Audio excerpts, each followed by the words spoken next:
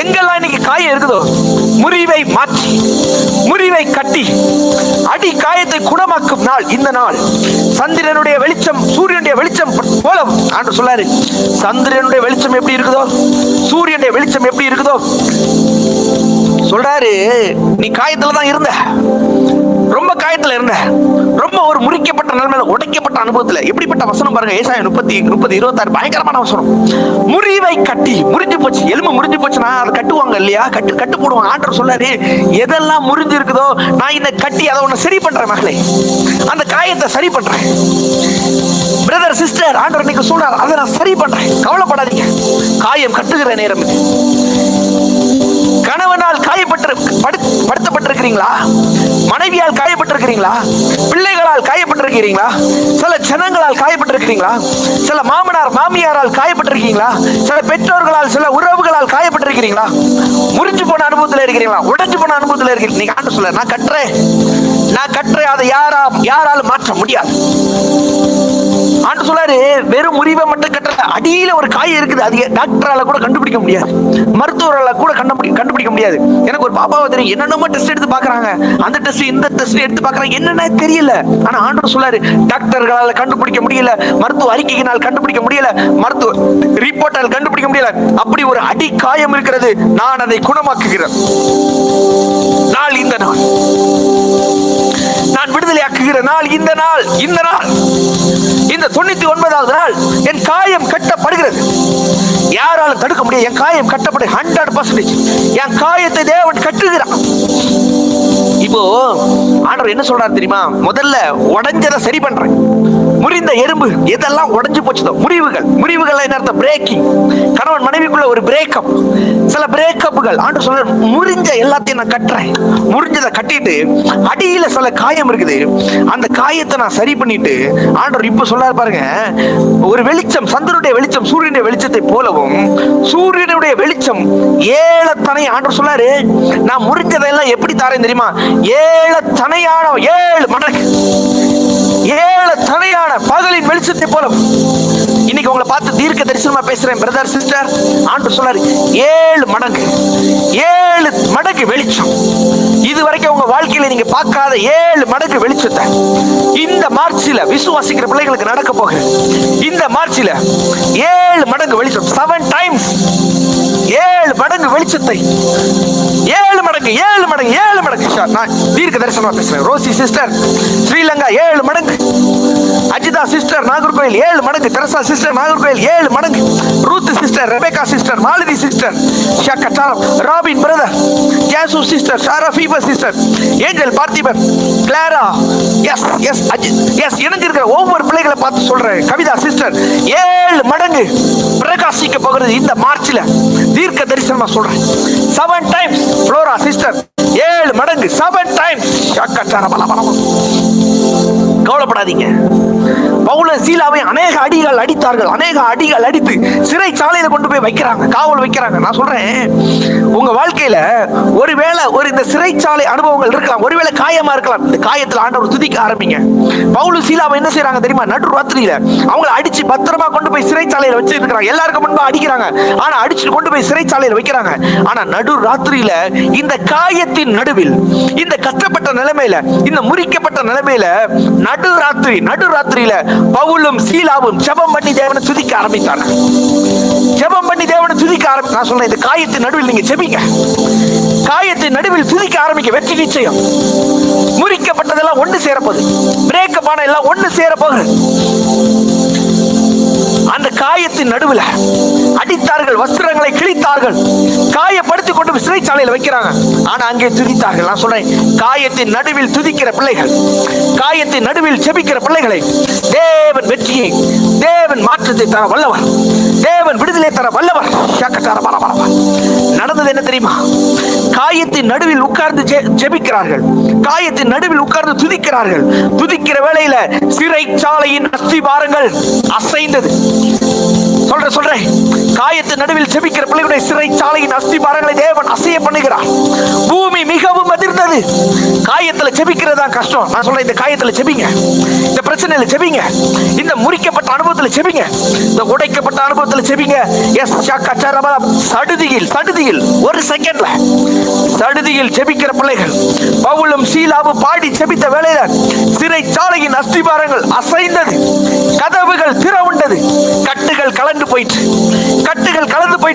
தொழு மரத்துல கட்டி வைக்கிறாங்க, கலந்து போயிடுச்சு. இன்னைக்கு சொல்றேன், கட்டப்பட்ட நிலைமைகள் கலருகிற நேரம், காயத்துல நான் தேவனை விசுவாசிக்கிற வேளையில, காயத்துல நான் தேவனை நம்புகிற வேளையில, காயத்துல நான் தேவனோட உறவில் இருக்கிற வேளையில அஸ்திபாரங்கள் அசைகிறது. சடுதியில் இன்னைக்கு சொல்றேன், சடுதியில சிலதுல தெய்வீக வேகத்துல நடக்க போகிறது. டிவைன் ஸ்பீட், தெய்வீக வேகமா நடக்க போகுது. எத்தனை பேர் விசுவாசிக்கிறீங்க? என் வாழ்க்கையில இந்த மார்ச்சில் நான் சிலதை சுதந்திரித்துதான் ஆக வேண்டும். இந்த காயத்துல நான் துதிக்கிற வேளையில எல்லா அஸ்திபாரங்களும் அசைய போகிறது, கதவுகள் திறவுண்டது. நான் சொல்றேன், காயத்துல துதிக்கிற பிள்ளைகளுக்கு பொருளாதாரத்தின் கதவுகள் திறக்கிறது, ஆரோக்கியத்தின் கதவுகள் திறக்கிறது. கவலைப்படாதீங்க, காயம்தான் துதிக்க ஆரம்பி. விசுவாசி, நம்பு. மருத்துவர்கள் சொல்றதை நம்பாத, டாக்டர்கள் சொல்றதை நம்பாத, தேவன் சொல்லுகிறதை நம்பு. சில மருத்துவ அறிக்கைகளை இந்த வேளையில தேவன் கிழிச்சு போடுகிறார். 1 ரிப்போர்ட் வரப்போகுது. உங்க பிள்ளைகளுக்கு ரிப்போர்ட் 1 வரப்போகுது. உடனே கதவுகள் திறவுண்டது. எல்லாருடைய கட்டுகளும் பவுலும் சீலாவுடைய கட்டுகள் கலந்து போயிருச்சு. இந்த வேளை எந்த இடத்துல நான் கட்டப்பட்டோனோ அந்த கட்டை தேவன் ஒண்ணு இல்லாம பண்றான். இப்ப பாருங்க, எல்லாரும் சுத்தி இருக்கிற காவலர்கள் எல்லாரும் பயந்து நடுங்கி போய் நாங்க என்ன செய்யணும் அப்படின்னு கேட்கறாங்க. அப்ப சொல்றாரு பவுலும் சீலாவும் சொல்றாங்க, கர்த்தராகிய இயேசு கிறிஸ்துவை விசுவாசி, அப்பொழுது நீயும் உன் வீட்டாரும் ரட்சிக்கப்படுவீர்கள். காயத்தின் நடுவில் பிரசங்கிக்க ஆரம்பிக்கிறார்கள். நான் சொல்றேன், காயத்தின் நடுவில் நல்ல வார்த்தையை பேசுங்க. காயத்தின் நடுவில் உங்களை காப்பாற்றும் தேவ கரம், காயத்தின் நடுவில் நினைக்காத நன்மை நடக்கும். இந்த காயத்தின் நடுவில் எல்லாரும் சுத்தி இருக்கிற எல்லாரும் இவர்களை தேவனாய் பார்க்கிறார்கள், இவர்களை கடவுளாய் பார்க்கிறார்கள். சொல்றாங்க, கர்த்தராகிய இயேசு கிறிஸ்துவை விசுவாசி, நீயும் உன் வீட்டாரும் ரட்சிக்கப்படுவீர்கள். சொல்ல, காயத்தின் நடுவில் தேவனை பிரசங்கிக்க ஆரம்பிங்கள், காயத்தின் நடுவில் தேவனை சொல்ல ஆரம்பிங்கள். பவுலும் சீலாவும் இந்த காயத்தின் நடுவில் அங்க ஜெயிலில் இருக்கிற ஜெயிலர்களுக்கு, ஜெயிலின் அதிபதிகளுக்கு, தலைவர்களுக்கு சொல்றாங்க, கர்த்தராகிய இயேசு கிறிஸ்துவை விசுவாசி, அப்பொழுது நீயும் உன் வீட்டாரும் ரட்சிக்கப்படுவீர்கள். யாவருக்கும் கர்த்தருடைய வசனத்தை போதித்தார்கள். காவல்ல இருந்து, கட்டப்பட்ட நிலைமையில இருந்து, இதுல இருந்தெல்லாம் தேவனை இவர்களை காப்பாற்றி இந்த காயத்தின் நடுவில் தேவனை பிரசங்கித்தார்கள். நான் சொல்றேன், இருக்கிற காயத்துல முதல்ல துதிக்க ஆரம்பிங்க, தேவனை சொல்ல ஆரம்பிங்க, விசுவாசிக்க ஆரம்பிங்க. வாயில விசுவாச வார்த்தைகள் வரட்டும். 33வது வசனம், காயங்களை கழுவினார்கள். எந்த ஜெயிலர்கள் இவர்களை கொடுமையா நடத்தினார்களோ, யார் இவர்களை ரொம்ப அடித்தார்களோ, 33வது வசனம், காயங்களை கழுவினார்கள். நான் சொல்றேன், தேவ வல்லமை வந்துச்சுன்னா காயப்படுத்தினவர்கள் உங்கள் காயங்களை கட்டுவார்கள், கழுவுவார்கள், காயங்களை கழுவுகிறார்கள்.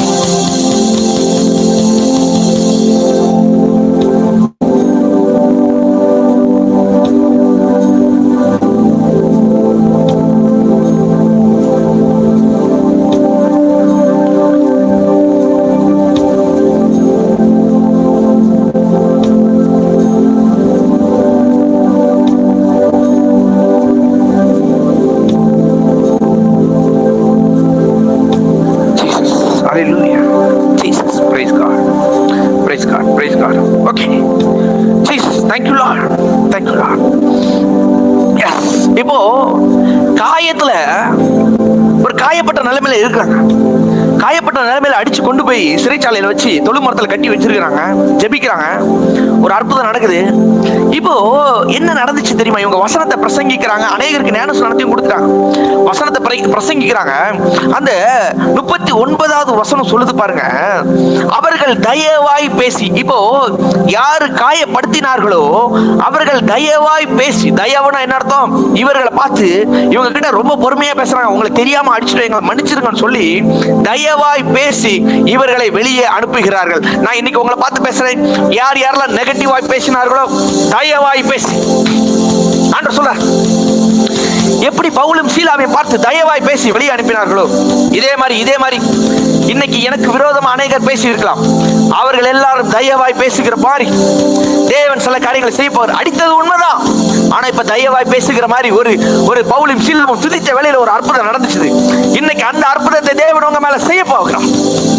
தேவன்களை விடுவிக்க போகிறான். யோபு காயப்பட்ட நிலைமையில இருக்கிறார். எல்லாத்தையும் இழந்து நிற்கிறார். யோபுவோட காயம் எல்லாம் யாருக்கும் வந்திருக்காரு. அப்படிப்பட்ட ஒரு காயம், சகலவற்றையும் இழந்தார். எல்லாத்தையும் இழந்துட்டு காயப்பட்ட நிலைமையில வந்து நிக்கிறார். பாருங்க, காயப்பட்ட நிலைமையில வந்துட்டு இவர் என்ன செய்யறார் தெரியுமா? தன்னுடைய சிநேகிதர்களுக்காக வேண்டுதல் செய்கிறார். நல்லா கவனிச்சுக்க. காயப்பட்ட நிலைமையில அப்படியே சும்மா உட்கார்ந்துராதீங்க சிஸ்டர், பிரதர். காயப்பட்ட நிலைமையில யாரெல்லாம் சிறையிருப்பா இருக்கிறாங்களோ அவர்களுக்காக ஜெபிங்க. யோபு காயப்பட்ட நிலைமையில தன் சிநேகிதர்களுக்கு சிறையிருப்புக்காக ஜெபிக்கிறார். நல்லா கவனிச்சுக்கோ. இந்த வசனத்தை நான் திரும்ப சொல்றேன். யோபு தன் சிநேகிதருக்காக வேண்டுதல் செய்த பொழுது எதுல இருந்து இவர் நல்ல ஆசீர்வாதத்துல இருந்து ஜெபிக்கிறாரா? எல்லாத்தையும் இழந்த நிலைமையில உட்கார்ந்து இருக்கிறார். ஒண்ணு இல்லாத நிலைமையில உட்கார்ந்து இருக்கிறார். ஜீரோல உட்கார்ந்து இருக்கிறார். தன்னுடைய மனைவி கூட சொல்லுது, தேவனை தூசித்து ஜீவனை விடும், செத்து போயிருவியா, கடவுளே இல்ல, கடவுள் ஒருத்தரே இல்ல அப்படின்னு சொல்லிட்டு நீ செத்து போயிடுன்னு சொல்றான். நண்பர்கள் எல்லாரும் இகழ்ந்து பேசுறாங்க. இப்ப நண்பர்கள் மேல ஒரு சிறையிருப்பு வருது. காயப்பட்ட நிலைமையில, உடைஞ்ச நிலைமையில, பிள்ளைகள் எல்லாம் இறந்து போச்சு. எல்லாம் கழுதைகள், ஒட்டகங்கள், ஆட்டு மந்தை, மாட்டு மந்தை எல்லாம் இழந்துட்டான். ஜீரோல வந்து நிக்கிறான். எல்லாத்தையும் இழந்த நிலைமையில இந்த ஒரு காயத்துல நிக்கிற வேளையில, இந்த காயத்தின் நேரத்தில் தன்னுடைய சிநேகிதரின் சிறையிருப்புக்காக இவன் ஜெபித்த பொழுது தேவன் ரெட்டிப்பாய் கொடுத்தார். நான் சொல்றேன் சிஸ்டர், பிரதர், காயப்பட்ட நிலைமையில சும்மா இருக்காதீங்க, ஜெபிக்க ஆரம்பிங்க. யாரெல்லாம் சிறையிருப்புல இருக்கிறாங்களோ அவர்களுக்காக ஜெபிக்கிற வேளையில உங்க சிறையிருப்பு காயத்தை ஆற்றும் தேவ கரம், காயத்தின் நடுவில் நினைக்காத நன்மைகளை தேவன் கொண்டு வருவார். யோபுக்கு முன்னிருந்த எல்லாவற்றையும் பார்க்கலாம் இரட்ட துணையாய். மற்றவருடைய அக்கறையில இருந்தா இழந்த எல்லாவற்றில இருந்து இரட்டிப்பாய். யோபு 5:18 சொல்லுது பாருங்க. காயம் கட்டுகிறார், அணைக்கிறார், அவருடைய கை ஆற்றுகிறது. பாருங்க, காயம் கட்டுகிறார், கை ஆற்றுகிறது, அணைக்கிறார். என்ன வசனம் பாருங்க. அவரு எந்த இடத்துல எல்லாம் நீங்க காயத்துல இருந்தீங்களோ அந்த எல்லா காயத்தையும் இன்னைக்கு தேவன் காயம் கட்டி அவருடைய கை ஆற்றுகிற கரம், இயேசுவின் கரம், ஆற்றுகிற கரம், காயத்தை கட்டுகிற கரம், என்னை அணைக்கிற கரம். யோபு 5:18 காயம் கட்டுகிறார். சிலர் எல்லாம் உங்களை காயப்படுத்தி இருக்கலாம். யாரோ உங்களை காயப்படுத்தி இருக்கலாம். தேவன் காயத்தை கட்டுகிறார்.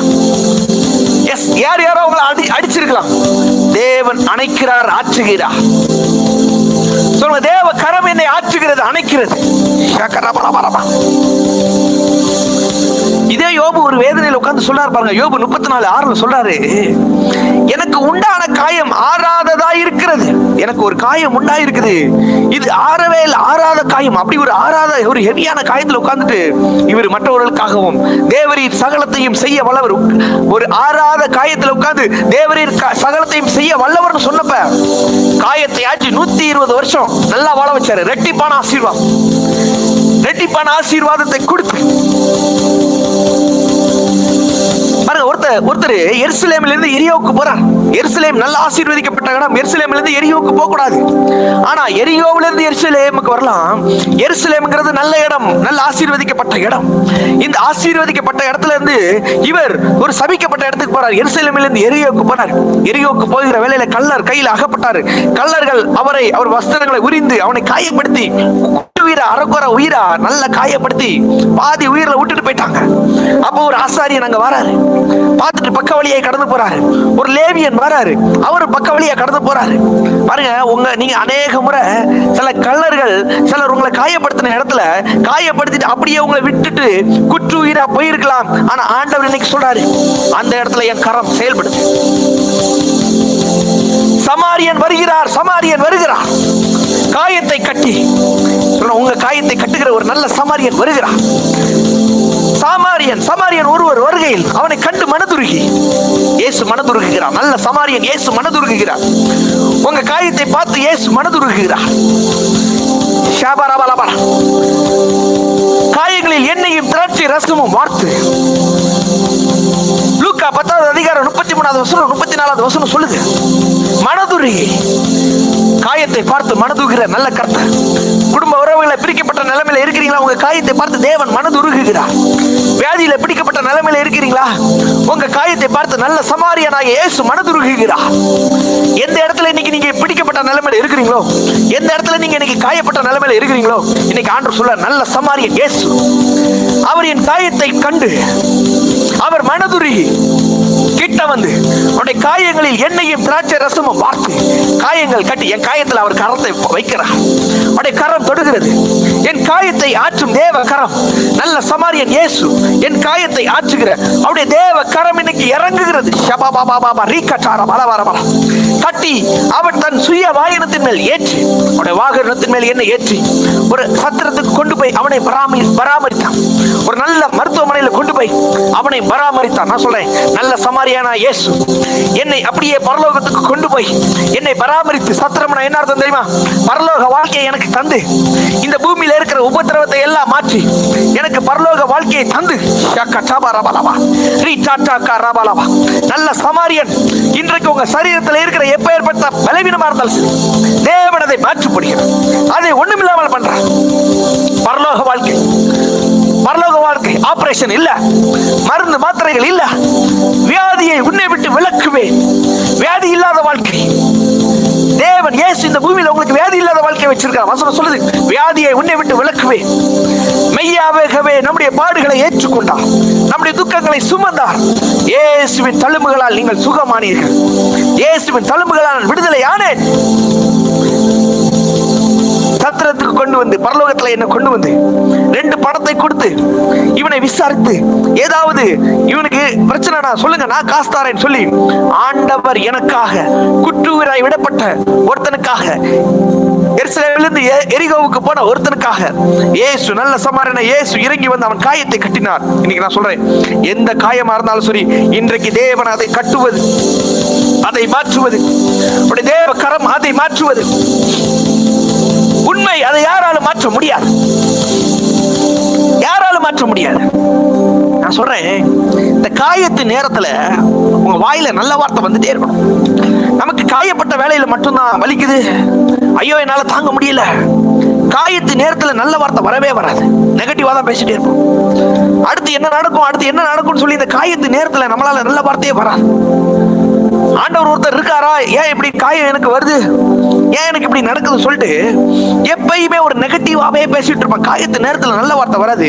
நான் சொல்றேன், காயத்தின் நேரத்தில், கஷ்டப்பட்ட நேரத்துல, உடைஞ்ச நேரத்துல, நொறுக்கப்பட்ட நேரத்துல உங்க வாயில நல்ல வார்த்தை வந்து கொண்டே இருக்க வேண்டும். இயேசுவின் வார்த்தை வந்து கொண்டே இருக்க வேண்டும். இயேசுவின் வார்த்தை வந்து கொண்டே இருக்க வேண்டும். நல்லது மட்டும் தான் என் வாயில வரும். சொல்லுங்க, நல்ல வார்த்தை மட்டும் தான் என் வாயில வரும். எந்த எதிர்மறையான வார்த்தைகளை நீ என் வாயில வராது. பாருங்க, மத்தேயு 16:21 இயேசு பல பாடுகள் பட்டு கொலையுண்டு 3ஆம் நாளில் எழுந்திருக்க வேண்டும் என்பதை தம்முடைய சீசர்களுக்கு சொல்ல தொடங்கினார். எனக்கு இப்படி ஒரு தீமை நடக்க போகுது, ஆனா தீமை நடக்க போது, எனக்கு இப்படி ஒரு காயம் வரப்போகுதுன்னு தெரிந்தும் இயேசு நல்ல வார்த்தைகளை சொன்னார். 3வது நாளில் நான் உயிரோட எழும்புவேன். காயம்தான், மரண பயம்தான், காயம்தான். நம்முடைய பாவம் எல்லாம் அவர்கிட்ட போயிருச்சு, அவருடைய பரிசுத்தம் நமக்குள்ள வந்துருக்குது. இப்படி ஒரு காயப்பட்ட வேளையில அவர் வாயில நல்ல வார்த்தை வந்துச்சு. 3ஆம் நாள் நான் எழுந்திருக்க வேண்டும் என்பதை சொல்ல தொடங்கினார். இன்னைக்கு சொல்லுங்க, இந்த வியாதியிலிருந்து நான் எழுந்திருக்க வேண்டும், இந்த பிரச்சனையிலிருந்து நான் எழுந்திருக்க வேண்டும், இந்த சூழ்நிலையில் இருந்து நான் எழுந்திருக்க வேண்டும் என்று சொல்லி இயேசுவின் வாயில் வந்த கிருபையான வார்த்தைகள் உங்க வாயில வரட்டும். கிருபையான வார்த்தை, இந்த கிருபையான வார்த்தை உங்க வாழ்க்கையில சகல நன்மைகளையும் கொண்டு வரும். பாருங்க, எலிசா தீர்க்கதரிசி சூனேமியால் வீட்டுக்கு போறா. சூனேமியால் வீட்டுல மேல மாடியில ஒரு வீடை கட்டி அங்க பராமரிக்கிறார். ஆனா இவளுக்கு ஒரு குறை என்னன்னா, இவளுக்கு குழந்தை பாக்கியம் இல்ல. ஆனா இவளுக்கு குழந்தை பாக்கியம் இல்லாத இந்த நேரத்திலையும் எலிசா கேட்கிறாரு, உனக்கு என்ன வேணும் சூனேமியாலே அப்படின்னு சொல்லி சூனேமியால் அழுத்தி கேட்கிறாரு. அப்போ அவன் சொல்றா, இவர் எலிசா சொல்றாரு பாருங்க, ராஜாட்டையாவது சேனாதிபதியாவது யார்கிட்டையாவது கேட்டு உனக்கு நல்ல காரியம் நான் செய்யணுமா அப்படின்னு கேட்கிறப்ப இவன் ஒரு குறைவுல தான் இருக்கிறா, ஒரு குழந்தை பாக்கியம் இல்லாத ஒரு குறைவுல தான் இருக்கிறா. அந்த வசனத்தை நான் வாசிக்கிறேன் பாருங்க, உங்க விசுவாசம் அதிகரிப்பதாக. ஒரு குறைவுல உட்கார்ந்துட்டு இருக்க அந்த சூனேமியால் இங்க எலிசா தீர்க்கதரிசி கேட்கிறாரு, இதோ இப்படிப்பட்ட சலக்கரணையோடும் எங்களை விசாரித்து வருகிறாய். எங்க மேல நல்ல அக்கறை கொண்டு எங்களை நீ விசாரிச்சு வரியே, உனக்கு நான் என்ன செய்ய வேண்டும் கேட்கிறாரு. உனக்கு நான் என்ன செய்ய வேண்டும்? ராஜாவின் இடத்திலாவது சேனாதிபதி இடத்திலாவது உனக்காக நான் பேச வேண்டுமா, இல்ல உனக்கு ஏதாவது ஒரு நன்மை செய்ய வேண்டுமா அப்படின்னு சொல்லி இந்த எலிசா இந்த சூனேமியால பார்த்து கேட்கிறா. இவ ஒரு குறைவில் இருந்துட்டு இவ என்ன சொல்றா தெரியுமா? அதற்கு அவள், என் ஜனத்தின் நடுவில் நான் சுகமாய் குடியிருக்கிறேன். உடைக்கப்பட்ட நிலைமையில உட்கார்ந்து இருக்கிறா. பிரதர் சிஸ்டர் நல்லா கவனிச்சு, இந்த சூனேமியால் குழந்தை இல்ல, குழந்தை இல்லாம உடைக்கப்பட்ட நிலைமையில உட்கார்ந்து இருக்கிறா. ஆனா இவ வாயில வர்ற வார்த்தையை பாருங்க, காயத்துல உட்கார்ந்து இருக்கிறா. சூனேமியால் காயத்துல உட்கார்ந்துட்டு இவ வாயில பேசுறா பாருங்க, நான் என் ஜனத்தின் நடுவே சுகமாய் குடியிருக்கிறேன். சொல்ற காயத்தின் நடுவில் உங்க வாயில நல்ல வார்த்தை வரட்டும், நல்ல வார்த்தை வருவதாக பாருங்க. இப்போ இவ என்ன மாதிரி காயம் தெரியுமா? இவளுக்கு புருஷன் வயது சென்றவன், குழந்தை பிறக்க வாய்ப்பே கிடையாது. அடுத்த வருஷம் 14 வருஷம் சொல்லுது பாருங்க. அவளுக்கு பிள்ளை இல்லை, அவள் புருஷனும் பெரிய வயதுள்ளவன், குழந்தை பிறக்கிறதுக்கு வாய்ப்பே இல்லை. ஒரு உடைஞ்ச நிலைமையில, ஒரு காயமான நிலைமையில உட்கார்ந்து இருக்கிற வேளையில இவ சொல்றா, நான் என் ஜனத்தில் நான் நல்லா இருக்கிறேன், எந்த குறைவும் இல்லாம. நான் சொல்றேன், இன்னைக்கு நீங்க நான் குறைவே இல்லாம இருக்கேன்னு சொல்லுங்க, குறைவு நிறைவாய் மாறும். இந்த குறைவுல சொல்லுங்க, ஆண்டவரே நான் குறைவு இல்லாம இருக்கிறேன், நான் நிறைவா இருக்கிறேன். சூனேமியா சொல்றா, எனக்கு எந்த குறைவும் இல்ல, நான் நிறைவா இருக்கிறேன், என் ஜனத்தின் நடுவில் நான் சுகமாய் குடியிருக்கிறேன். இன்னைக்கு இந்த பதற்றம் கொஞ்சம் மாறட்டும், இந்த கவலை கொஞ்சம் மாறட்டும், இந்த அழுத்தம் கொஞ்சம் மாறட்டும், இந்த பயம் கொஞ்சம் மாறட்டும். இன்றைக்கு சூனேமியால் வாயில வந்த வார்த்தை வரட்டும், நன்மைகள் வரப்போகிறது. இயேசுவின் வாயில வந்துருச்சு ஒரு வார்த்தை, 3ஆம் நாள் நான் உயிரோட இருப்பேன் என்று சொல்ல தொடங்கினார். இந்த வார்த்தை ஷாபாராபாலபா. யோபு சொல்றார், அவர் என்னை கொன்று போட்டாலும், என்ன ஒரு வார்த்தை பாருங்க, நான் அவர் மேல நம்பிக்கை வைப்பேன். காயத்துல உட்கார்ந்துட்டு சொல்றாரு, அவர் என்னை கொன்று போட்டாலும். இங்க சூனேமியால் சொல்றா, நான் நல்லா இருக்கிறேன். உங்க வாயில வார்த்தை வரட்டும் சிஸ்டர், நான் நல்லா இருக்கிறேன், நான் ஆரோக்கியமா இருக்கிறேன், நான் ஐஸ்வர்யமா இருக்கிறேன். நான் ஒண்ணு சொல்லவா, இதெல்லாம் உங்களுக்கானது, இதெல்லாம் தேவன் உங்களுக்குள்ள தந்திருக்கிறார், இதெல்லாம் தேவன் உங்களை அனுபவிக்க செய்வதற்காக உங்களுக்காக தந்திருக்கிறார். வாயை திறந்து பேசி அதை அனுபவிக்கிற வேளையில இந்த காயத்தை கட்டி ஒண்ணு சொல்லவா, இந்த சூனேமியாவின் காயம் கட்டப்பட்டுச்சு. எப்படி காயம் கட்டப்பட்டுச்சு தெரியுமா? அவ தன்னுடைய காயத்தை வெளிப்படுத்தவில்லை, ஆனால் தீர்க்கதரிசி ஆகிய எலிசாவுக்கு அது தெரிந்தது.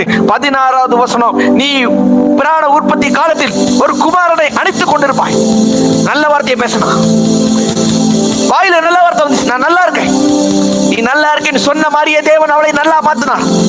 ஒரு ஆண் பிள்ளையை கொடுத்தார்.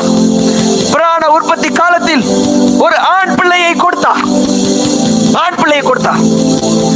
நல்லா கவனிச்சுக்கோங்க. இந்த குறைவுல நிறைவாய் பேச ஆரம்பிங்க. இன்னைக்கு குழந்தை பாக்கியம் இல்ல, யாராவது இந்த லைவ்ல இணைஞ்சிருந்தா, இல்ல ஏதோ உறவுகள் உடைக்கப்பட்ட நிலைமையில இருந்தா, இன்னைக்கு உங்க வாயில நல்ல வார்த்தை வரட்டும். எனக்கு குழந்தை பிறக்கும், நான் சேர்ந்து வாழுவேன், என் பிசினஸ் செழித்து வாங்கும், நான் சொந்த வீடு வாங்குவேன், நான் சொந்த வாகனம் வாங்குவேன், நான் நல்லா இருப்பேன். சூன்யமியாளின் வாயில் வந்த நல்ல வார்த்தை உங்கள் வாயில் தேவன் அந்த நல்ல வார்த்தைகளை கொடுப்பாரா? இன்னைக்கு அவிசுவாசமான வார்த்தைகளை என் வாயிலிருந்து வெளியே போட்டோம். ஏன் இந்த சூனேமியாளுடைய வாயில நல்ல வார்த்தை வந்துச்சு தெரியுமா? நல்லா கவனிச்சுக்கோங்க. இந்த சூனேமியாளுடைய வாயில நல்ல வார்த்தை வந்ததுக்கு காரணம், அவ ஒரு வார்த்தை சொல்றா, என் ஜனத்தின் நடுவே நான் சுகமாயிருக்கிறேன். அப்ப என்ன அர்த்தம்? இவ தன்னுடைய சர்க்கிள் ஃபுல்லா நல்ல சர்க்கிளை வச்சிருக்கிறா. நெகட்டிவ் பீப்புள, எதிர்மறையாய் பேசுகிற பீப்புள, குறை சொல்லுகிற பீப்புள, பாவத்தை செய்கிற ஜனங்களை கூட வைக்கவில்லை, நல்ல ஜனங்களை கூட வச்சிருக்கிறா. அதனாலதான் இவளுக்கு நல்லது நடந்துச்சு. என் ஜனத்தின் நடுவே நான் சுகமா இருக்கிறேன். ஒண்ணு சொல்லவா, சுத்தி நல்ல ஜனங்களை வச்சுக்கோங்க, குறைவு இருக்கலாம், நல்லதை பேசுங்க. ஆனா அது தேவனுக்கு தெரியும். எலிசா தீர்க்கதரிசிக்கு அது தெரியும். இவளுக்கு ஒரு குழந்தை பாக்கியம் தேவை என்று தெரியும். குறைவை நிறைவாய் தேவன் மாற்றினார். உற்பத்தி காலத்தில், பிராண உற்பத்தி காலத்தில் ஒரு ஆண் பிள்ளையை தேவன் கொடுத்தார். தேவன் உங்களுக்கு கொடுக்கணும், வல்லவர். யோபு காயப்பட்ட நிலைமையில உட்கார்ந்துட்டு சொல்றாரு, வாயில நல்ல வார்த்தை வருது, அவர் என்ன கொன்னு போட்டா கூட என் நம்பிக்கை அவர் மேலதான் இருக்கு. அவர் கொல்ற தெய்வம் கிடையாது. ஆனாலும் இந்த காயத்தின் நடுவில் அவர் சொல்றாரு, அவர் என்னை கொன்று போட்டாலும் அவர் மேல நம்பிக்கை. எஸ், இன்னைக்கு நான் சொல்றேன், இந்த சூழ்நிலையில உங்களால நம்ப முடியல, நம்புங்க. யோபுவால நம்ப முடியல, சூனேமியால நம்ப முடியாது. நம்ப முடியாத சூழ்நிலையில பேசினாங்க பாருங்க. இயேசு பேசினார் பாருங்க. 3வது நாள் நான் உயிர் தெழுவேன் என்று சொல்ல தொடங்கினார். என்ன அர்த்தம்? சொல்லிட்டே இருக்கிறார். மரித்துருவேன், ஆனாலும் 3வது நாள்ல உயிர் தெழுந்துருவேன் சொல்ல தொடங்கினார். வாயில நல்ல வார்த்தை வரட்டும். தீமையை பேசாதீங்க. மனைவி ஏதோ ஒரு மாதிரி இருக்கிறாங்களா, தீமையை பேசாதீங்க. நல்லா மாறுவா என் மனைவி, என் கணவர் நல்லா மாறுவார், என் சூழ்நிலை மாறு, நாங்க நல்லா இருப்போம். நல்ல வார்த்தைகள் உங்க வாயில நல்ல வார்த்தைகள் வரட்டும். நல்ல வார்த்தைகள் வருகிற வேளையில யோபு சொல்லாரு பாருங்க. யோபு 27:5 காயப்பட்ட நிலைமையில உட்கார்ந்துட்டு சொல்றாரு, நீங்கள் பேசுகிறது நான் ஒத்துக்கொள்ள எனக்கு தூரமா இருப்பதா. நீங்கள் பேசுறீங்க நெகட்டிவா, அதை நான் ஒத்துக்கொள்ள மாட்டேன். 3 அவங்க நண்பர்கள் வந்து சொல்றாங்க, நிறைய நெகட்டிவா பேசுறாங்க, அதை நான் ஒத்துக்கொள்ள மாட்டேன். சிலர் நெகட்டிவா பேசலாம் சிஸ்டர், பிரதர், அதை நான் ஒத்துக்கொள்ள மாட்டேன். தூரமாய் இருப்பதாக, எனக்கு தூரமாய் நெகட்டிவான வார்த்தைகள் தூரமாய் இருப்பதாக. நீ என்னன்னாலும் நெகட்டிவா பேச, நீ என்னன்னாலும் ஆண்டவர் எனக்கு செய்வார் செய்ய மாட்டார் நெகட்டிவா பேசலாம்.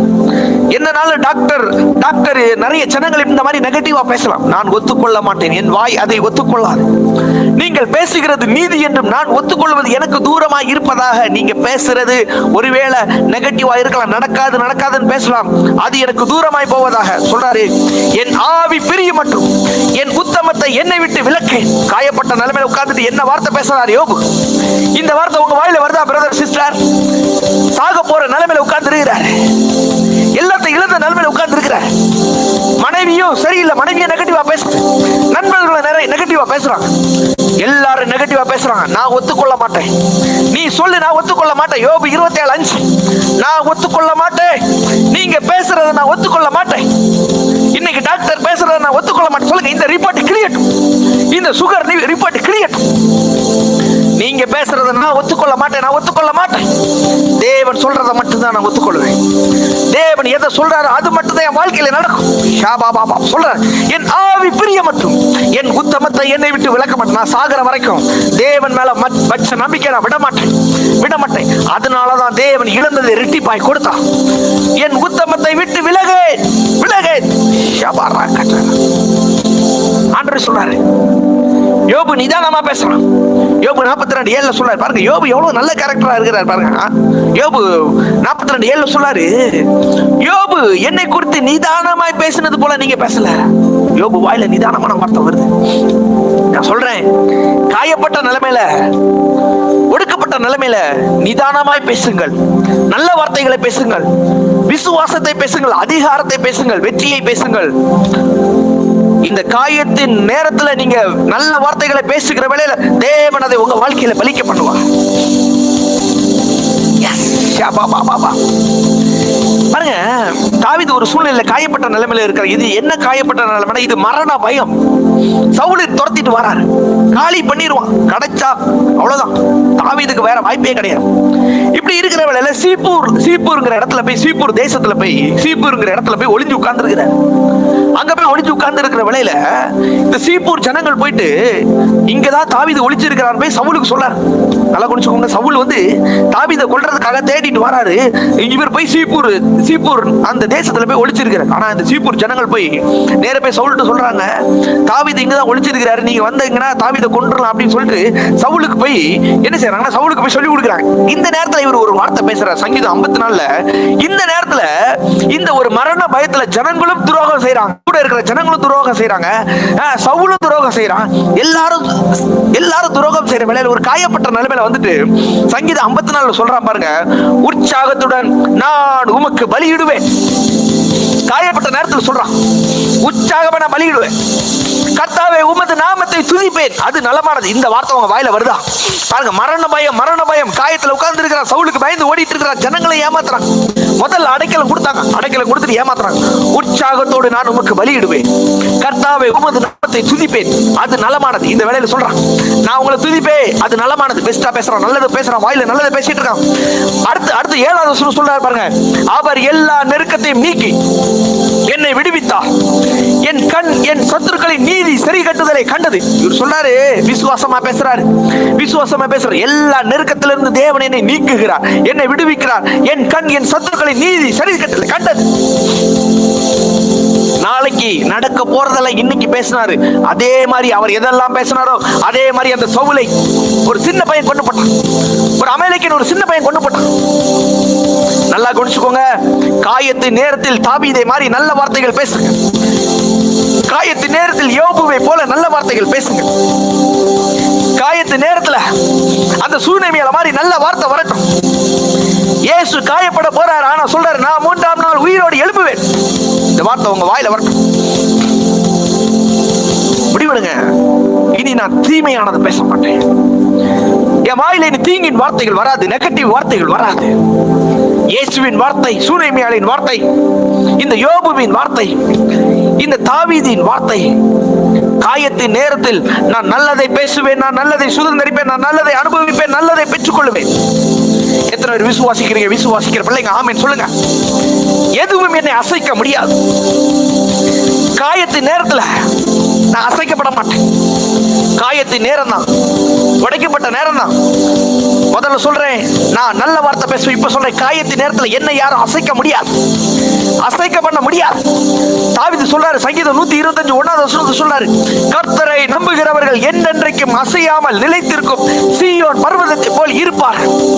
காயத்தின் நேரத்துல நீங்க தேவனை நம்பினீங்கன்னா உங்களை யாரும் அசைக்க முடியாது. தேவ கரம் அந்த காயத்தை ஆற்றும். தேவ கரம் காயத்தின் நேரத்தில் நினைக்காத நன்மைகளை கொண்டு வரும். காயப்பட்டவர்கள் முன்பாக, காயப்படுத்தினவர்கள் முன்பாக கர்த்தரை நான் நம்புவேன். நான் நம்புறதுனால அசையாமல் என்னென்றைக்கும் நிலைத்திருக்கும் சீயோன் பர்வதத்தை போல, எஸ், அந்த சீயோன் பர்வதத்தை போல நான் அசையாமல் இருப்பேன். சொல்லுங்க, அசையாமல். தேவன் என்னை அசையாமல் இருக்க பண்ணுவான். இதே மாதிரிதான் ரூத் உடைக்கப்பட்ட நிலைமையில உட்கார்ந்து இருக்கிறாங்க. கணவன் இறந்து விட்டார். என்ன செய்யணும்? கணவன் என்ன செஞ்சு இறந்தா என்ன பண்ணணும்? அடுத்த வாழ்க்கையை பார்த்துட்டு போக வேண்டியதான். ஆனா இவங்க உடைக்கப்பட்ட நிலைமையில தன்னுடைய மாமியார் ஐயா நகோமியை விடல. ஏன்னா நகோமியும் உடைக்கப்பட்டவர்கள். நகோமியோட கணவனை இறந்து போயிட்டார். நகோமியுடைய கணவனும் இறந்து போய்விட்டார். 2 பிள்ளைகள் இருந்தாங்க. 2 பிள்ளைகளும் இறந்து போயிட்டாங்க. உடைக்கப்பட்ட நிலைமையில உட்கார்ந்து இருக்கிறாங்க. இந்த உடைக்கப்பட்ட நிலைமையில ரூத் சொல்றாங்க, ரூத்தோட சகோதரி போயிட்டாங்க. ரூத்தோட சகோதரி விட்டுட்டு போயிட்டாங்க, மாமியார் விட்டுட்டு போயிட்டாங்க. இந்த நேரத்துல மாமியார் சொல்றாங்க, நீ போயிரு, நீ உன் ஜனத்தோட போயிரு, நீ வேற ஒரு கல்யாணம் பண்ணி நீ சந்தோஷமா வாழ், நீ போயிரு அப்படிங்கிறாங்க. இந்த நேரத்துல ரூத் அசையல, ரூத் கலங்கல. என்ன சூழ்நிலை வந்தாலும் சரி சொல்றாங்க பாருங்க, நான் உம்மை பின்பற்றாமல் உம்மை விட்டு திரும்பி போக மாட்டேன். ரூத் மாமியாராகிய நகோமியை பிடிச்சிட்டாங்க. உடைக்கப்பட்ட நிலைமைதான், காயப்பட்ட நிலைமைதான். இந்த நேரத்துல நான் விட்டு போக மாட்டேன். அதை குறித்து நீங்க பேச வேண்டாம், என்னோட பேச வேண்டாம். நீர் போகும் இடத்திற்கு நான் வருவேன். நகோமியே, நீங்க எங்க போறீங்களா அங்க நான் வருவேன். நீர் தங்கும் இடத்தில் நானும் தங்குவேன். உம்முடைய ஜனம் என்னுடைய ஜனம், உம்முடைய தேவன் என்னுடைய தேவன். ஒன்னே ஒண்ணுதான், ரூத் மோவாபிய ஸ்திரீ, ரூத் புறஜாதி. அவ ஆபிரகாமின் சந்ததி கிடையாது. அவளுக்கு ஆண்டவர் தெரியாது. ஆனா இந்த ரூத் எப்படி தேவனை தெரிந்து கொண்டாள் என்றால், நகோமியின் மூலம் தேவனை தெரிந்து கொண்டதினால், இனி நான் மோவாபுக்கு போக மாட்டேன், இனி நான் புறஜாதியை தேடி போக மாட்டேன், இனி தேவனை விட்டு பின்வாங்க மாட்டேன். காயம் வந்தது உண்மைதான், கணவன் இறந்தது உண்மைதான், மாமனார் இறந்தது உண்மைதான், ஆனால் நான் இனி இதை விட்டு பின்வாங்க மாட்டேன் என்று சொல்லி உறுதியாயிருந்தான். உம்முடைய தேவன் என்னுடைய தேவன். இதுதான் ஹைலைட். ரூத் சொல்றாங்க, நகோமியே, உம்முடைய தேவனாகிய யாவே காட், யாவே தேவன் தான் என்னுடைய தேவன் என்று சொல்லி தன்னுடைய மாமியாரை விடல. மாமியாரை பிடிச்சுக்கிட்டாங்க. நீர் மரணம் அடையும் இடத்தில் நானும் மரணம் அடைந்து அங்கே அடக்கம் பண்ணப்படுவேன். மரணமே அல்லாமல் வேறு எதுவும் என்னை பிரிக்க முடியாது. அவள் தன்னோடு வர மன உறுதியா இருக்கிறாள். நகோமியோடு வர்றதுக்கு மன உறுதியா இருக்கிறாள். நல்லா கவனிச்சுக்கோங்க. ரூத் கணவன் இறந்தாலும் மாமியாரை விட்டு விலகல. நடந்தது என்ன தெரியுமா? போவாஸ் என்கிற ஒரு பணக்கார அதிபதியை பெத்தேலில் அவள் வாழ்க்கை கட்டப்பட்டது. மோவாபில் வாழ்க்கை உடைக்கப்பட்டுச்சு. மோவாபில் காயப்பட்டாள். ஆனா பெத்தேலில் அவளுடைய வாழ்க்கை கட்டப்பட்டது. திரும்ப தேவன் அவளுடைய வாழ்க்கை கட்டினார். போவாஸ், ஒரு பணக்காரன் போவாஸ். நான் ஒண்ணு சொல்லவா? ராஜாக்களை பெற்றெடுக்கிற தாயாய் ரூத் வந்தாள். ஒரு புறஜாதி. அதே ரூத்தின் சந்ததியில, அதே வம்சத்துல இயேசு வந்து பிறக்கிறார். புதிய ஏற்பாட்டுல மத்தேயுல 1வது அதிகாரத்துல இந்த ரூத்தின் பெயரை தேவன் எழுதி வைத்திருக்கிறார். புறஜாதி. காரணம் என்ன தெரியுமா? நகோமியை பிடித்துக் கொண்டாள். உம்முடைய தேவன், என்னுடைய தேவன். நான் சொல்றேன், இந்த காயத்தில் நேரத்துல சரியா பிடிச்சுக்கோங்க, பிடிக்க வேண்டியதை சரியா பிடிச்சுக்கோங்க, பின் வாங்கி விடாதீர்கள்.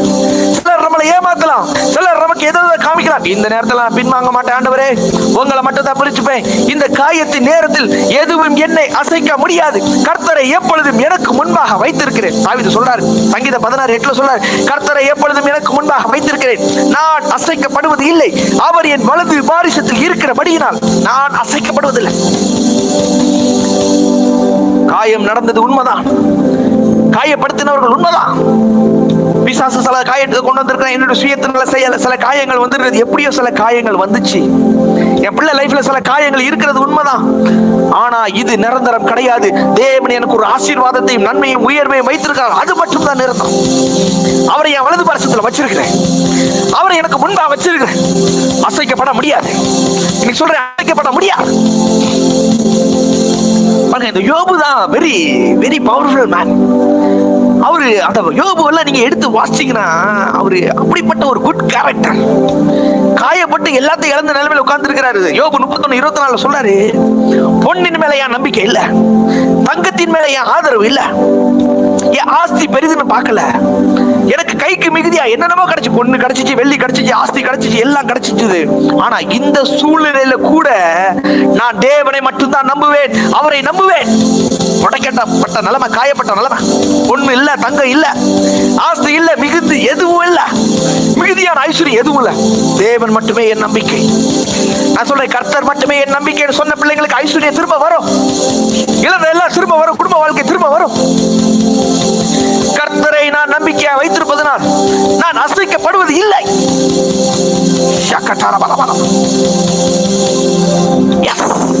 காயத்து நடுவில் யோசேப்பு அசைக்க முடியல, காயம்தான். சகோதரர்கள், அப்பா வீட்டுல நல்லா இருந்தான், அப்பா வீட்டுல பெத்தேல நல்லா இருந்தான், தகப்பன் கூட நல்லா இருந்தான்,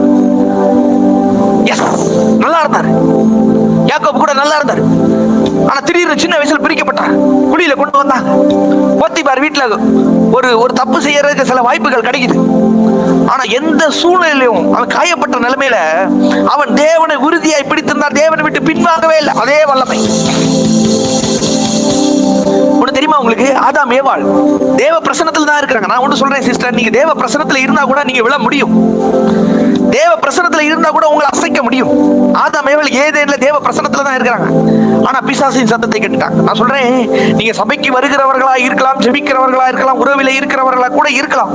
ஆனா ஒண்ணு கவனிச்சுக்கோங்க, தேவ சத்தத்தை மீறி இந்த காயத்தின் நடுவுல அவரை பிடிக்கிறத நீங்க விட்டுக்கிட்டீங்கன்னு வச்சுக்கோங்களேன், நெகட்டிவா கொஞ்சம் யோசிச்சாலும் சூழ்நிலையில சரி, மருந்து தான் வாங்கி பார்ப்போமா, மாத்திரை தான் வாங்கி பார்ப்போமா, ஆபரேஷன் தான் பண்ணி பார்ப்போமா, டாக்டர் தான் நம்பி பார்ப்போமா. நான் சொல்றேன், கர்த்தர் மேல நம்பிக்கையா இருங்க. யோபு கடைசி வரைக்கும் கர்த்தர் மேல வச்ச நம்பிக்கையை விட்டு பின்வாங்கவே இல்லை. தாவீது பின்வாங்கவே இல்லை, ரூத் பின்வாங்கவே இல்லை.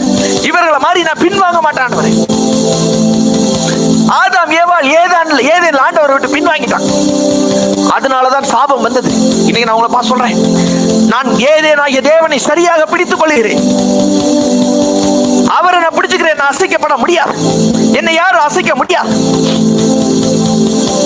யோபுவின் நம்பிக்கை, ரூத்தின் நம்பிக்கை, தாவீதின் நம்பிக்கை, இந்த நம்பிக்கை என் வாழ்க்கையில இருக்கிற வேளையில நான் அசைக்கப்பட முடியாது, யாரையும் என்ன அசைக்க முடியாது.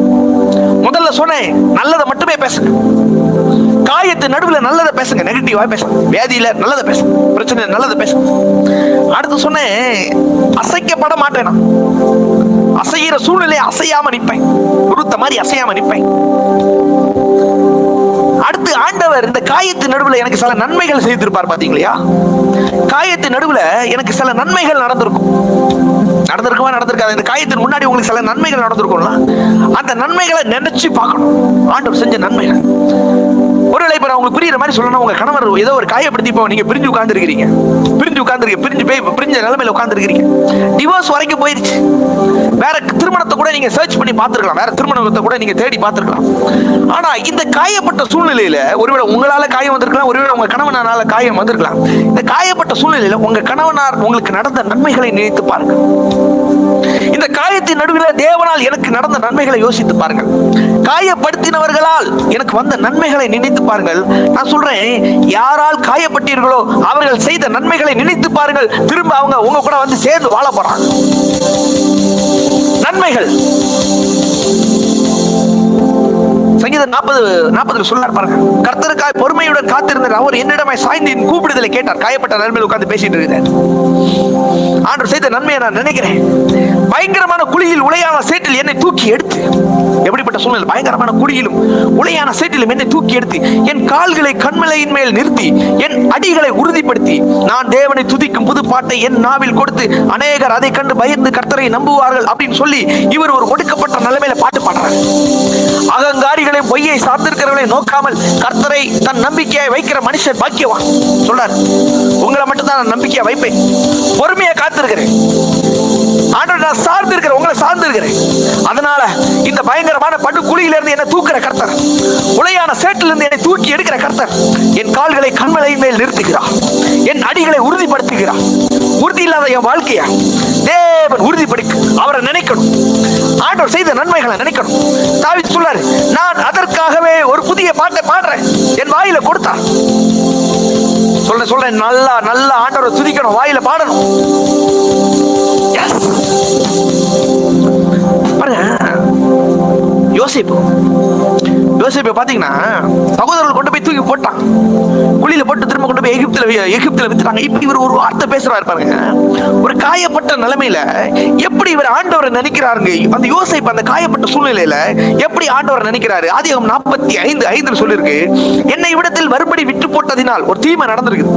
நல்லா கவனிச்சுக்கோங்க, ஒரு காயப்பட்ட நிலைமை நடந்திருக்கு. சொல்றாரு பாருங்க, என்னை இவ்விடத்தில் மறுபடி விட்டு போட்டதினால் நீங்கள் சஞ்சலப்பட வேண்டாம். தன்னுடைய சகோதரர்களை பார்த்து சொல்றாரு, பயப்படாதீங்க, நீங்க என்ன வித்து போட்டது நல்லது. இந்த வார்த்தை யாருக்கு வரும் தெரியுமா? தேவனோட உறவுல இருக்கவனுக்கு தான் வரும். காயம், சகோதரர்களால காயம் வந்திருக்குது.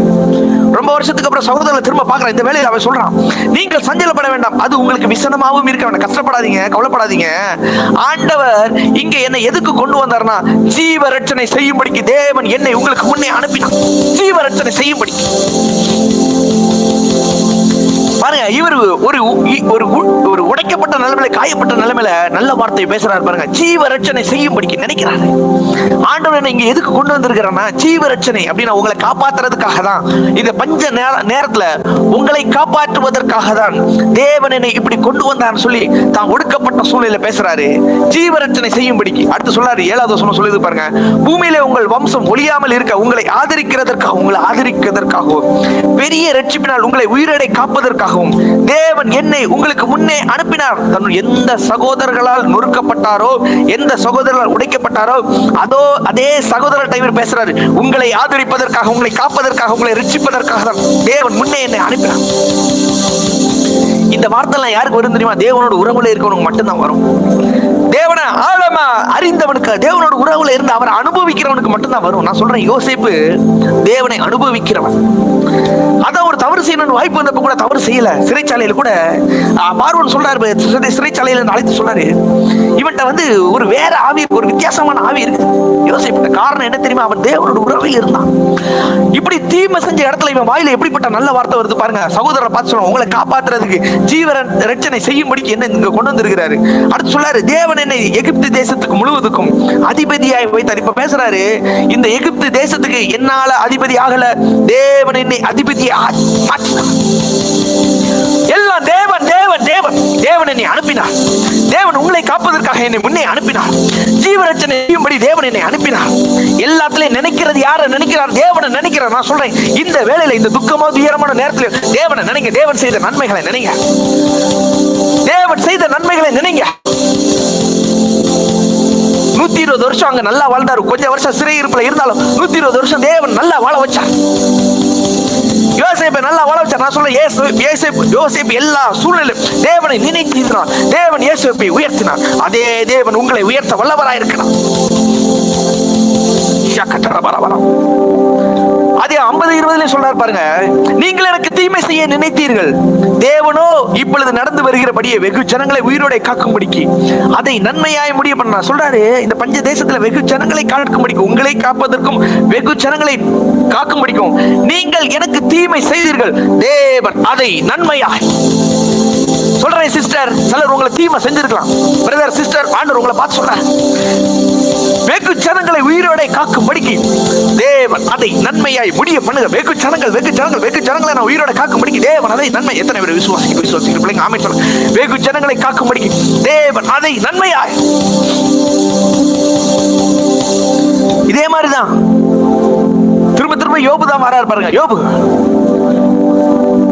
உடைக்கப்பட்ட நிலைமையில, காயப்பட்ட நிலைமையில இந்த சூழ்நிலை சொல்றாரு. யோபு 29:2 பழச நினைச்சு பாக்குறாரு. அந்த யோபு 29வது அதிகாரம் ஃபுல்லா பழச நினைச்சு சொல்றாரு. பழச நினைச்சு பாக்குறாரு. உடைக்கப்பட்ட சூழ்நிலை, நொறுக்கப்பட்ட சூழ்நிலையில ஒண்ணு எல்லாத்தையும் இழந்த நிலைமையில உட்கார்ந்து பேசுறாரு பாருங்க. சென்று போன மாதங்களில் தேவன் என்னை காப்பாற்றி வந்த நாட்களில் எனக்கு உண்டாயிருந்த ஆசீர்வாதம் சீர் இப்பொழுது இருந்தால் நலமா இருக்கு சொல்றாரு. அன்னைக்கு என்ன அப்படி இல்ல என்ன நடத்தினாரு, ஒரு ஆசீர்வாதம் இருந்துச்சு, ஒரு சீர் இருந்துச்சு. அது இப்ப நல்லா இருந்தா நல்லா. உடைக்கப்பட்ட நிலைமை, காயப்பட்ட நிலைமை, பிசாசு காயப்படுத்திட்டான், பிசாசு எல்லாத்தையும் இழந்துட்டான், எல்லாத்தையும் எடுத்துட்டான், எல்லாத்தையும் இழந்த நிலைமையில உட்கார்ந்து பேசுறாரு. அன்னைக்கு இருந்த அந்த சீர் இப்ப இருந்தா நல்லா இருக்கும். அப்பொழுது அவர் தீபம் என் தலை மேல இருந்துச்சு. அப்ப என் மேல தீபம் இருந்துச்சு, ஒரு வெளிச்சம் பிரகாசித்தது. அந்த வெளிச்சத்தினால இருள கடந்து போனேன். அன்னைக்கு இப்படி இருந்துச்சு. தேவனுடைய ரகசிய செயல் என் கூடாரத்துல இருந்துச்சு. காயப்பட்ட நிலைமையில எப்படி பேசுறாரு பாருங்க. தேவனுடைய ரகசிய செயல் என் கூடாரத்துல இருந்துச்சு. சர்வ வல்லவர் என்னோடு இருந்தார், என் பிள்ளைகள் என்னை சூழ்ந்து இருந்தார்கள், என் பாதங்களை நான் நெய்யினால் கழுவினேன். நல்லா கவனிச்சுக்கோங்க பிரதர் சிஸ்டர். பழைய வாழ்க்கை நல்லா இருந்துச்சுன்னா அதை பேசுங்க, திரும்ப பேசுங்க. இன்னொன்னு சொல்லவா, இது வரைக்கும் சில வாழ்க்கை நல்லா இல்லைன்னா புதுசா சிலதை பேச ஆரம்பிங்க. புதுசா சிலது நடக்கிறத பேச ஆரம்பிங்க. புதுசா சிலது வரட்டும், சில நன்மைகள் வரட்டும், பேச ஆரம்பிங்க.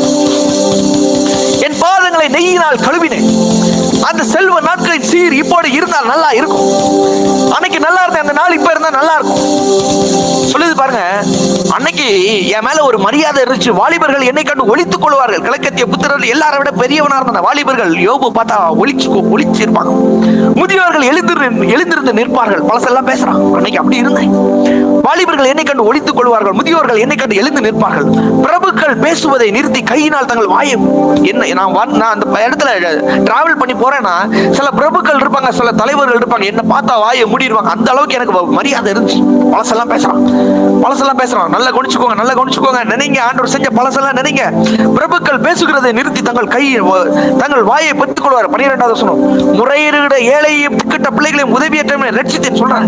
ஏழைக்கு நான் உதவி செஞ்சேன், திக்கட்டவனுக்கு உதவி செஞ்சேன், அநேக ஏழைகளை நான் போஷித்தேன். அன்னைக்கு நான் அப்படி இருந்தேன், அந்த வாழ்க்கை எனக்கு இப்ப கிடைச்சா நல்லா இருக்கும் சொல்லி அதை பேசுறேன். காயப்பட்ட நிலைமையில நல்லதை பேசுறேன். 13வது வசனம் சொல்லுது, கெட்டு போக இருந்தவனுடைய ஆசீர்வாதம் என் மேல் வந்தது.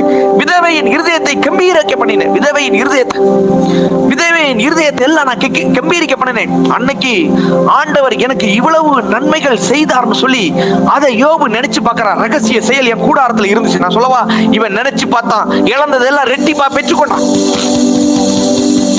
தாவீது சொல்றார், என் ஆத்துமாவே கர்த்தரை ஸ்தோத்திரி, அவர் செய்த உபகாரங்கள், அவர் செய்த நன்மைகளை நீ மறக்காத. அவர் அக்கிரமத்தை மன்னிச்சிருக்கிறார், என் நோய்களை மாற்றி இருக்கிறார், என் பிராணனை அழிவுக்கு விலக்கி என்னை கிருபையினாலே இரக்கங்களால் முடி சூட்டி. நினைச்சு பார்த்தா, ஆண்டவர் செய்த நன்மைகளை நினைச்சு பார்த்தா என்ன நடக்கும் தெரியுமா? நன்மையினால் உன் வாயை திருப்தியாக்குவார். எப்படி யோபு ஆண்டவர் செய்த நன்மைகளை நினைத்து பார்த்தாரோ, எப்படி யோசேப்பு ஆண்டவர் எனக்கு இவ்வளவு செஞ்சார், ஜீவரட்சணம் செய்வதற்காக என்னை கொண்டு வந்தார், உங்களை காப்பாற்றுவதற்காக என்னை கொண்டு வந்தார், இந்த வெகு ஜனங்களை காப்பாற்றுவதற்காக என்னை அதிபதியாய் மாற்றினார், தீமையை நன்மையாய் முடிய பண்ணினார் என்று சொல்லி எல்லாத்தையும் நினைச்சு பேசுறான் பாருங்க. இப்படி பேசினா என்ன நடக்கும்னா, நன்மையினால் உன் வாயை திருப்தியாக்கி கழுகுக்கு சமானமா என் வயது திரும்ப வாழ வயதாய் மாறும். நன்மையினால திருப்தியாக்குவார். கழுகுக்கு சமானமா என் வயது திரும்ப வாழ வயதாய் மாறும்.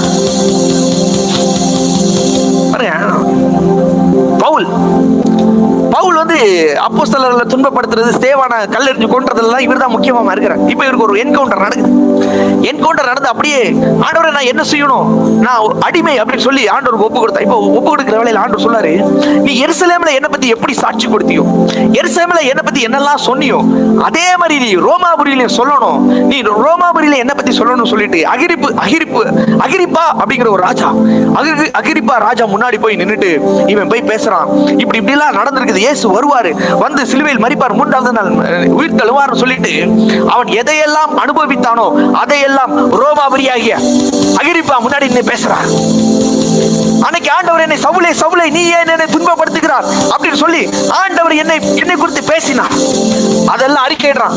நான் சொல்றேன், ஆண்டவர் செய்த நன்மைகளை மற்றவர்களுக்கு முன்பாக சொல்லுங்கள். எருசலேமிலே சாட்சி கொடுத்தார், ரோமாபுரியில் சாட்சி கொடுத்தார் பவுல். அதே வைராக்கியம், தேவன் செய்த நன்மைகளை நாம் மற்றவருக்கு சொல்ல வேண்டும்.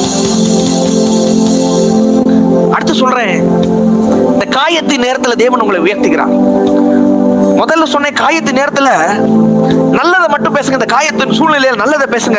ஆண்டவர் உங்கள் காயத்தை கட்டுவார். நினைக்காத நன்மைகள் நடக்கும். காயத்தின் சூழ்நிலை எதை குறித்து பயப்படாம அசையாம தேவனை பிடிச்சுக்கோங்கன்னு சொன்னேன். அடுத்து காயத்தில் ஆண்டவர் செய்த நன்மைகளை எல்லாம் நினைக்கணும். ஆண்டவர் செஞ்ச நன்மைகளை எல்லாம், என்னென்ன நன்மைகள் எல்லாம் செய்தாரோ அதையெல்லாம் நினைக்க வேண்டும். அடுத்து சொல்றேன், காயத்தின் நேரத்துல கர்த்தர் உங்களை உயர்த்துவதில் 100% நடக்கும். 3 காரியங்கள் செயல்படுகிற வேளையில் 100% நடத்துவோம்.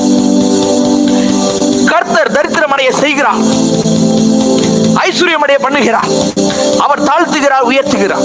இது சொன்னது யார் தெரியுமா? காயமடைந்த அன்னாள் சொல்றாங்க. பெண்ணினாளால் துக்கப்படுத்தப்பட்டவன், குழந்தை இல்ல மல்லடி மல்லடின்னு சொல்லப்பட்டு எல்லாரும் காயப்படுத்தப்பட்ட அன்னாள் சொல்றா. இப்ப சொல்றா 6 பிள்ளைகள் பிறந்துருச்சு.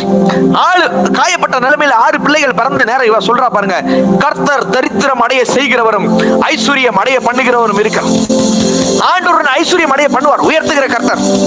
அவர் தாழ்த்துகிறவர், உயர்த்துகிறவர். நல்லா கவனிச்சுக்கோங்க. இன்னைக்கு சொல்றேன், காயத்தின் நேரத்தில் தேவன் உங்களை உயர்த்துகிறார், உங்கள் காயத்தை தேவன் கட்டுகிறார். ஆகையால் ஏற்ற காலத்தில் தேவன் உங்களை உயர்த்தும்படிக்கு பலத்த கருத்துக்குள் அடங்கி கடைசியா சொல்றேன், ஆண்டவர் உங்களை உயர்த்துகிறார். 1 பேதுரு 5:6 சொல்லுது, அவருடைய பலத்த கையில கொஞ்சம் அடங்கி இரு. கொஞ்சம் சுயத்துல ஓடாத, கொஞ்சம் மாம்சத்துல ஓடாத, மத்தவங்க சொல்றதை கேட்காத. கொஞ்சம் ஆண்டவர் சொல்ற மாதிரி அவருடைய கருத்துக்குள்ள அடங்கி இரு. கொஞ்சம் துள்ளாத, கொஞ்சம் அமைதியா உட்காரு, பிரசனத்துல உட்காரு. கொஞ்சம் கவலை எல்லாம் விட்டுட்டு சமூகத்துல வா, என்ன நம்பு. அவருடைய பலத்த கருத்துக்குள்ள அடங்கி இருங்கள். அப்பொழுது ஏற்ற காலத்தில் அவர் உங்களை உயர்த்துவார். இன்னைக்கு தான் அந்த ஏற்ற காலம். இன்னைக்கு தான் அந்த ஏற்ற காலம். சக்கட்டார பலவரம். இன்னைக்கு தேவன் சொல்றாரு, அந்த ஏற்ற காலம் உனக்கு நடக்க. சக்கட்டார பலவரம். எல்லா தீமைகளும் தேவன் நன்மையை மாற்றுகிறார். இதே மாதிரிதான் ஒரு சூழ்நிலையில ஒரு காயம் ஆபிரகாமுக்கு வருது. என்ன காயம்னா, தன்னுடைய சகோதரன், தனக்கு வேண்டியவன், நெருங்கினவன் லோத்தை என்ன செய்யறாங்கன்னா, ஒரு 5 நாட்டு ராஜாக்கள் பிடிச்சிட்டு போயிடறாங்க. அந்த லோத்து இருந்தா அந்த சோதனை குமார ஜனங்களே பிடிச்சிட்டு போயிடறாங்க. நல்லா கொஞ்சம் தேவன் உயர்த்துகிறத பத்தி சொல்லித்தார். தேவன் எப்படி உயர்த்துகிறான்னு சொல்லித்தார். 5 நாட்டு ராஜாக்கள், 4-5 நாட்டு ராஜாக்கள் வந்து என்ன செய்யறாங்கன்னா, பிடிச்சிட்டு போயிடறாங்க. ஜனங்களையும் பிடிச்சிட்டு போயிடறாங்க, ஆபிரகாமினுடைய சகோதரனாகிய லோத்தையும் பிடிச்சிட்டு போயிடறாங்க. பிடிச்சிட்டு போனப்ப இவன் பார்த்தான், 5 நாட்டு ராஜாக்கள், நீங்க யோசிச்சு பாருங்க எத்தனை 1000 பேர் இருப்பாங்க. வெறும் 300 பேர், ஆபிரகாமுக்கு வெறும் 300 பேர் தான் இருக்கிறாங்க. 300 பேரை கொண்டு போய் அந்த 5 நாட்டு ராஜாவை கதற விட்டு காலி பண்ணி என்ன செஞ்சானா, அவன்கிட்ட இருந்து எல்லாத்தையும் கொள்ளையடிச்சிட்டு அந்த சோதம் நாட்டு ராஜாவையும் சோதம் ஜனங்களையும் அங்க இருக்கிற எல்லாரையும் 300 பேரோட கொண்டு போய் என்ன செய்யறான், எல்லாத்தையும் மீட்டு கொண்டு வருகிறான். நான் ஒன்று சொல்றேன், சுத்தி இருக்கிற சிலதெல்லாம் பாத்தீங்கன்னா பெருசா இருக்கும், பெருசா சிலதெல்லாம் எதிர் வல்லமைகள்லாம் பெருசா இருக்கும். நான் சொல்றேன், ஆண்டவர் உங்களை ஈஸியா உயர்த்துவாரு. எப்பேற்பட்ட வெறும் 300 பேர் வேலைக்காரன் தான், அவனுக்கு யுத்தம் தெரியாது, அவனுக்கு ராணுவ வீரன் தெரியாது. வெறும் 300 பேரை கொண்டு போய் 5 நாட்டு ராஜாட்ட இருந்து போய் ஜனங்களை எல்லாம் மீட்டு அவன் திக்ஸ் எல்லாம் கொள்ளையடிச்சிட்டு வரான். இப்ப இதுல ஹைலைட் என்னன்னா, இதுல நான் சொல்ல வந்தது என்னன்னா, இப்ப சோதம் ராஜா சொல்றாரு, இந்த ஜனங்களை என்கிட்ட தந்துருங்க, ஜனங்களை என்கிட்ட தந்துருங்க, ஆனா கொள்ளையடிச்ச பொருட்கள் நீங்க எடுத்துருங்க.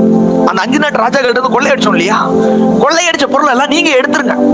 நான் சொல்றேன், ஆண்டவர் உயர்த்துவாருங்கிறத எப்படி நான் சொல்றேன், ஆண்டவர் தான் என்ன உயர்த்துவாருங்கிறத எப்படி சொல்றேன் பாருங்க. இப்ப சொல்றாரு இந்த சோதம் ராஜா, ஜனங்களை எல்லாம் என்கிட்ட தந்துரு, இந்த கொள்ளையடிச்ச பொருள் எல்லாம் ஆபிரகாமை நீங்க எடுத்துருங்க. அதற்கு ஆபிரகாம் ஒரு வார்த்தை சொல்றாரு பாருங்க, சோதமின் ராஜாவை பார்த்து, ஆபிரகாமை ஐஸ்வர்யவான் ஆக்கினேன் என்று நீர் சொல்லாதபடிக்கு. நான் சொல்றேன், நீ என்ன ஐஸ்வர்யவான் ஆக்கல, தேவன் என்ன ஐஸ்வர்யவான் ஆக்கினார். இன்னைக்கு நான் சொல்றேன், இந்த இடுக்கட்டில இருந்து ஏதோ மனுஷன் என்னை விடுவிக்கவில்லை, தேவன் என்னை விடுவிக்கிறார். நீர் என்னை சொல்லாதபடிக்கு, ஆபிரகாமை பார்த்து நீர் சொல்லாதபடிக்கு நான் ஒரு சரட்டையாகிலும் பாதரட்சியின் வாரையாகிலும் உமக்கு ஒரு செருப்பை கூட நான் எடுக்க மாட்டேன். யாதென்னையும் எடுத்துக்கொள்ள. வெற்றி ஆபிரகாமால தான் கிடைச்சது. ஆனா ஆபிரகாம் சொல்றாரு, நான் இதுல ஒண்ணு கூட எடுக்க மாட்டேன். நீ என்ன ஐஸ்வர்யவான் ஆக்குறேன்னு சொல்ற மாதிரி நான் எதையுமே எடுத்துக்க மாட்டேன். தேவன் என்னை ஐஸ்வர்யவானாய் மாற்றினார். தேவன் என்னை ஐஸ்வர்யவானாக்குகிறார். தேவன் என்னை ஐஸ்வர்யம் அடைய பண்ண. அண்ணா சொல்றாங்க, தேவன் ஐஸ்வர்யம் அடைய பண்ணுகிறவர், தேவன் என்னை உயர்த்துகிறார். அதே மாதிரி இங்க ஆபிரகாம் சொல்றாரு, தேவன் என்னை உயர்த்துவார், தேவன் என்னை வாழ வைப்பார், தேவன் என்னை தூக்குவார். இப்போ இதே ஆபிரகாமின் வேலைக்காரன் எலியேசர் சொல்றான், வேலைக்கார வாயில இந்த மாதிரி வார்த்தை வரணும்.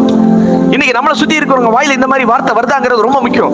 அது 24:35 சொல்றாரு, எலியேசர் சொல்றாரு, ஆபிரகாமின் வேலைக்காரன் சொல்றாரு, கர்த்தர் என் எஜமானனை மிகவும் ஆசீர்வதித்திருக்கிறார்.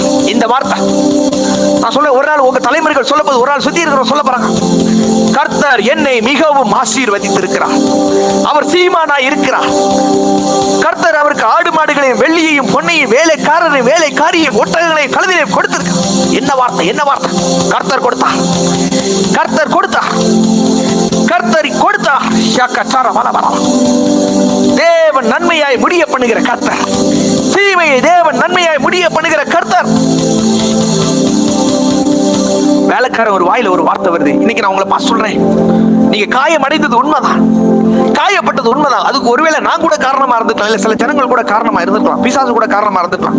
இன்னைக்கு ஆண்டவர் சொல்றாரு, உன் காயத்தை நான் கட்டுறேன், முடிஞ்ச எல்லா காயத்தை நான் கட்டுறேன்.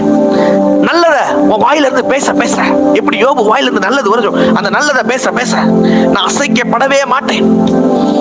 ஆண்டவரை நினைக்க நினைக்க ஆண்டவர் என்னை உயர்த்துகிறார். இந்த தீமையிலிருந்து, இந்த காயத்திலிருந்து ஒரு கரம் என்னை தூக்கி, எப்படி ஆபிரகாமின் வேலைக்காரர் சொல்றாரு, என் எஜமானனை தேவன் மிகவும் ஆசீர்வதி.